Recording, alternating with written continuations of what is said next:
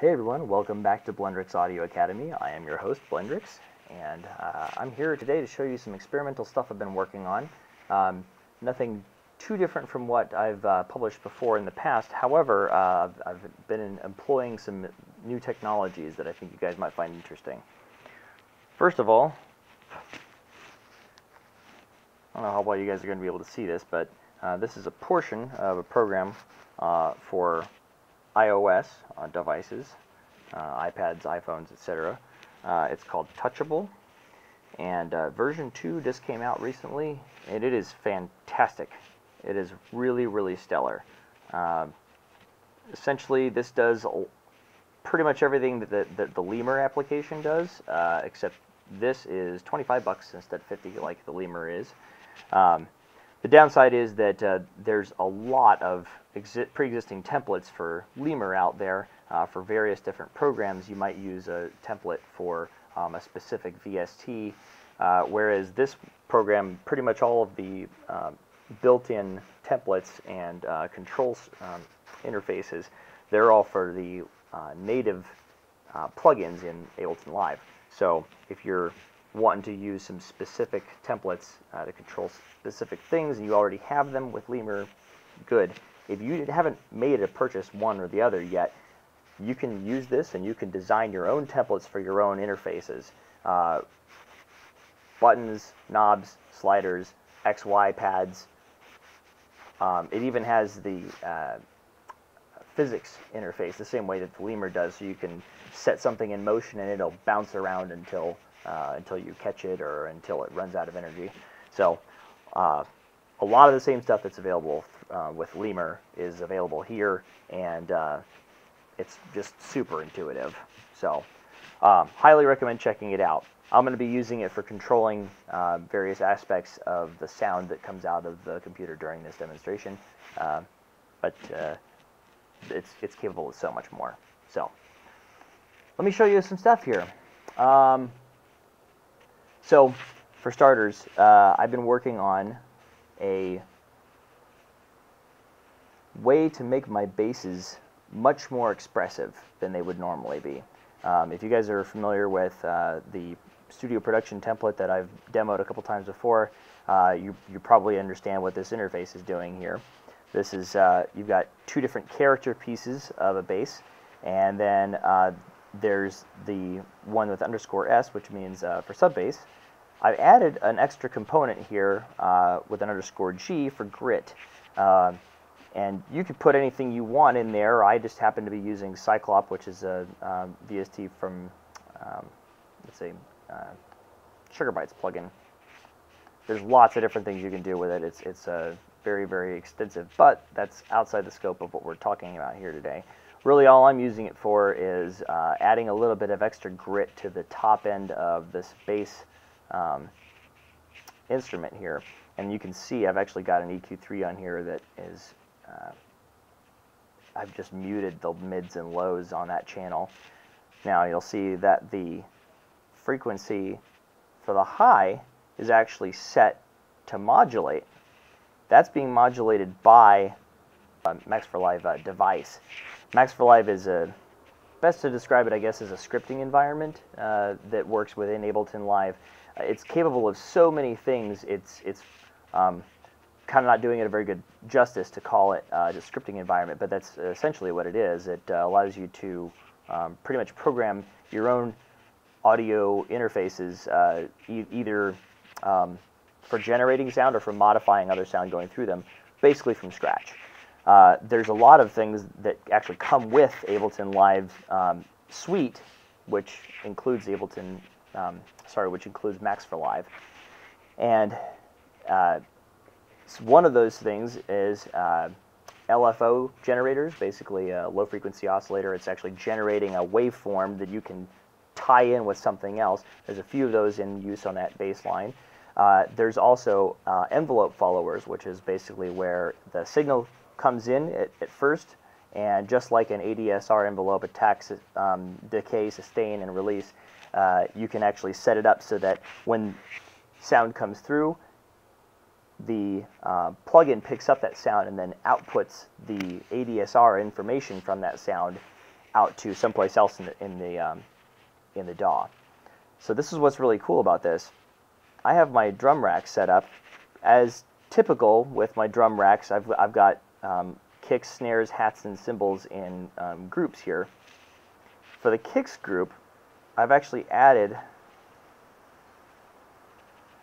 down here an envelope follower, which means every time the kick hits, this plugin outputs that ADSR information according to how I set it up here. So I can make it last, I can make the decay longer, or I can make it much shorter than the original. But essentially what's happening here is that it's listening for the kick drum to hit, and each time the kick drum hits, it outputs signal. So every time the kick drum hits from this drum rack, over here on the bass, first of all, as you can see on the grit channel here, the frequency knob is set so that it will turn up every time that kick drum hits. Now, that probably sounds familiar to people who have done sidechain compression before, where you're taking the signal from one instrument and using it to manipulate the output of another instrument. And in some ways, this bass instrument actually will be affected by sidechain compression as it travels through this group here. However, in this case, what I'm trying to do is modulate the frequency cutoff for just the grit part of this here. I want it so that every time the kick hits, there's basically no grit coming in, or it's just the very, very top bit of that frequency spectrum. And then as soon as that kick fades out, the grit frequency cutoff slowly fades back in.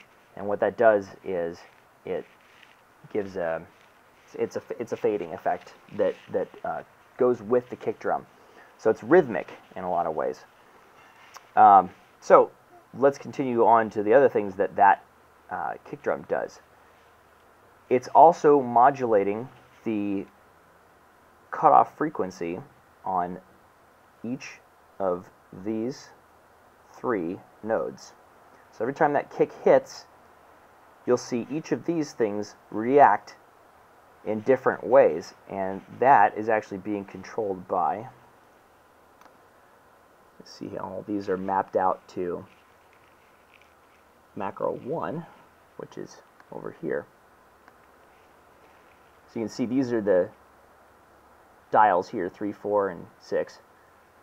And you see how those amounts are different for each one of them, so every time that kick hits, they're affected slightly differently. And what that's going to look like, I'm actually going to mute these channels so that we don't hear any sound right now, because I really don't want to spoil it. But you can actually see what's going on here. Every time that kick hits, the filter's being the EQ. The EQ is being modulated in a very, very heavy fashion. What that's doing is this is the master EQ for the bass channel, so this is affecting all of the basses that are coming through here. And so it gives a really awesome, I don't know if you probably have heard the sound that I'm going for here, which is where you have 2 notch filters that cross over each other in the EQ spectrum. When they do that, it creates a really interesting sound effect, and I'll show you guys a little more about that in a minute here.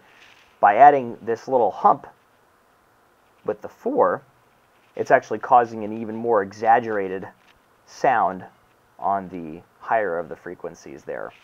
So I believe that's all that the kick drum is modulating on this channel. Let me just double check. Yeah, the other ones are actually being modulated by LFO controls that are inside their own channel.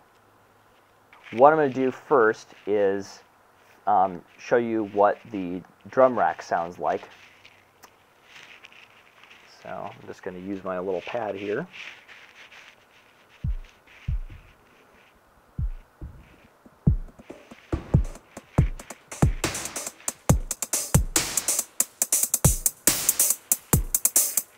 Really, really basic sequence. One thing I did want to mention, though, is I've done slight modifications to the system that I had been using. Well, I stop that for a moment here so I can actually show you what I've been doing. So I was using this as a kick selector to be able to select from different kicks, basically pile a bunch of my favorite samples in, and then be able to choose from them using the sample select knob over here, which essentially just moves this little dial around and allows me to choose from between these. So, but this time I wanted to make a layered kick, so what I was doing here is I made part of the layer with a drum synth kick, which is yet another Max for Live instrument that comes with Ableton Live Suite. There are plenty of ways to design synthesized kicks. This happens to be one of my favorites because it's really, really simple, yet still pretty powerful, and it's all in Max for Live. So if I really want to get into the nitty-gritty, I can always open it up in the Max for Live editor and tear it apart from the inside and see exactly how it works. So that's on kick 1-1. On 1-2, this is a sampled kick. This is coming from a kick sample that I had lying around here. It probably came with Live. I put the two of them together, and I get this really satisfying combination of the really punchy, powerful, clean synthesized kick, and yet still get that analog grit that comes with it with a sampled kick drum. Let me just see if I can play just the kick drum for you so you can understand kind of what I'm saying here. So if I were to come over here and the first one here, that is the synthesized kick.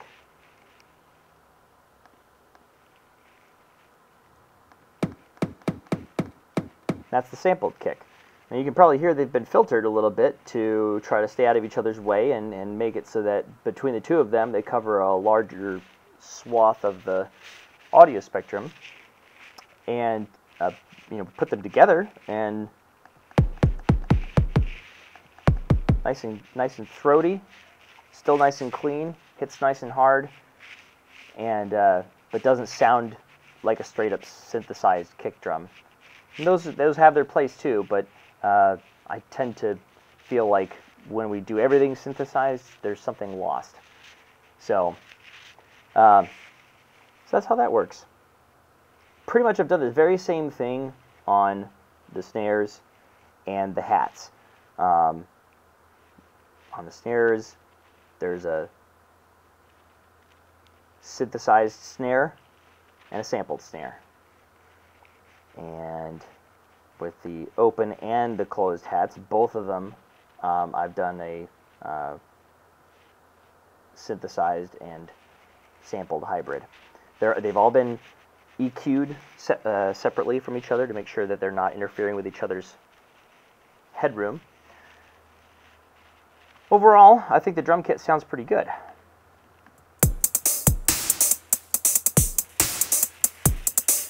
Pretty basic dubstep pattern.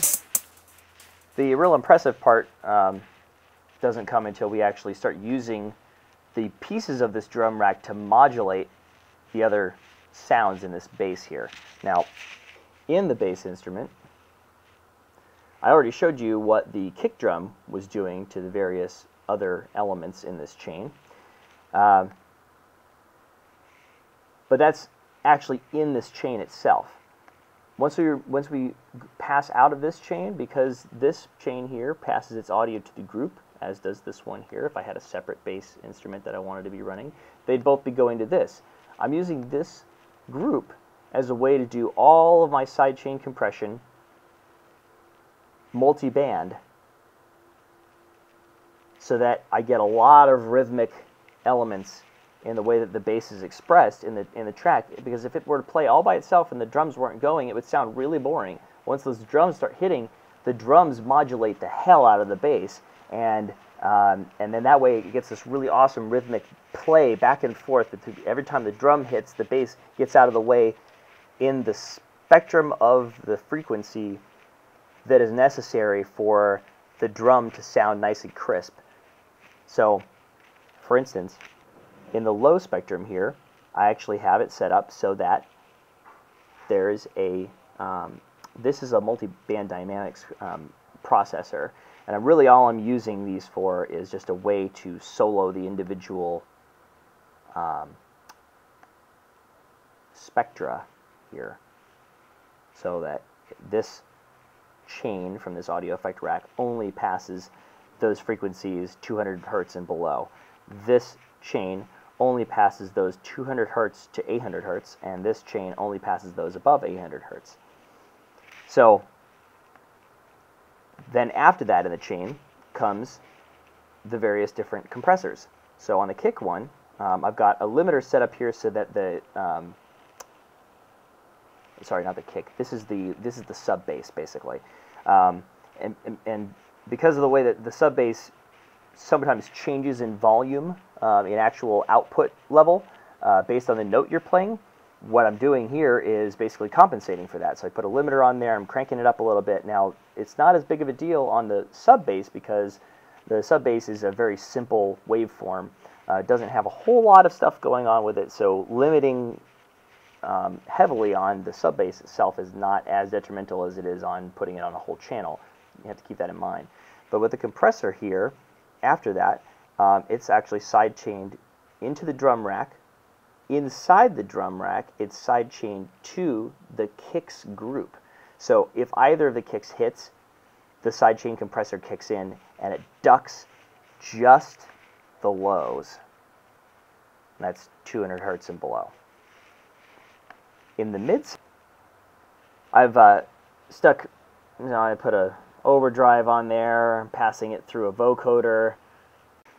But with the snare compressor, as you see here, this is set up to go to the drum rack for the sidechain, and as you can see on here, it's supposed to pull from the snares group. Oops. So every time a snare hits, it's going to trigger this compressor. This compressor has different settings from the one that I use for the kick drum and the low end of the bass. I've changed around the attack settings and the ratio and the release. And pretty much all I'm doing with the mids is just using the snare to modulate that. And with the lows, I'm just doing the kick drum. But on the highs, I've got a compressor that brings in the signal from the hi-hats. Now that's both the open and the closed hats. That's the nice thing about putting them in groups like that on the drum rack, is that either one of the hats will trigger this compressor. Again, I've done different ratio, attack, and release settings here than I have on the other ones because every type of drum sound merits a slightly different approach. This is a snares compressor. So this one compresses the signal based on the input of the snare drum. This one compresses the input on the basis of the cymbals. And as you can see, I've done different ratio, attack, and release settings on all of those compressors. They should be, and the other thing is that, you know, they're going, I have them in order of most aggressive to least aggressive compressor here. So pretty much these shouldn't even have any effect at all if this one is already going more aggressive than they are. This is where I use the simple delay, putting unlink the different channels from each other and set it to time mode so that it's not linked to the tempo of the track. And if you set it up so that one side is the lowest setting which it'll go, which is 1 millisecond, and set the other side to somewhere between 5 and 15 milliseconds or so, there's this magical little space in there where that's about the amount of time that it takes for a sound wave to go from your right ear, or for the distance from your right ear to your left ear, or for it to bounce off the wall in the room and come back and hit your other ear. I'm not sure exactly how that works, but what it ends up doing is it creates the illusion that you're hearing the sound from one side of your head. And it creates this really, without having to do any actual work with the stereo panning stuff, with the width or anything, you get this really, really wide sound. So that's what I put that in there for. And that's to get, of course, to get the highs. You always want the highs to be sort of occupying the spacier parts of the stereo field. So, without further ado, why don't I actually play this little segment for you here so you can hear what the bass sounds like.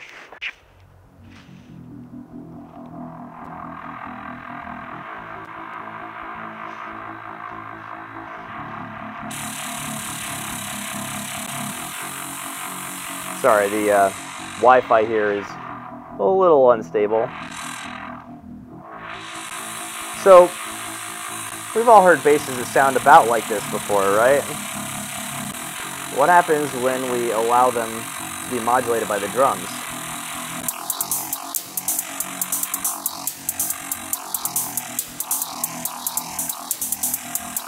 See how that frequency knob is being shifted every time that kick drum hits?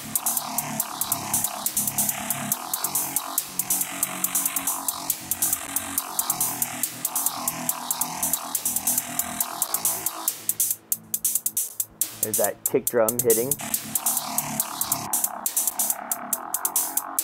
There's the snare compressing that one.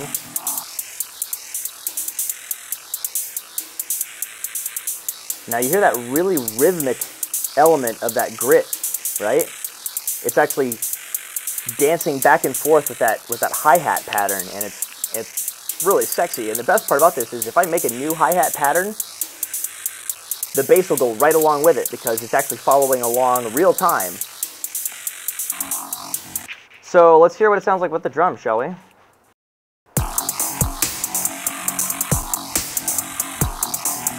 Yeah, that's what I'm talking about. So, just to sum up real quick, as you can see, it's real easy once you've got one instrument set up to modulate the parameters of another instrument automatically using Max for Live devices. You could get a lot of really complex rhythmic elements going on without having to put a lot of extra effort into it. So, hope this has been useful for you guys. Please subscribe to my channel. Follow me on Facebook, Twitter. Yeah, hope to see you guys soon.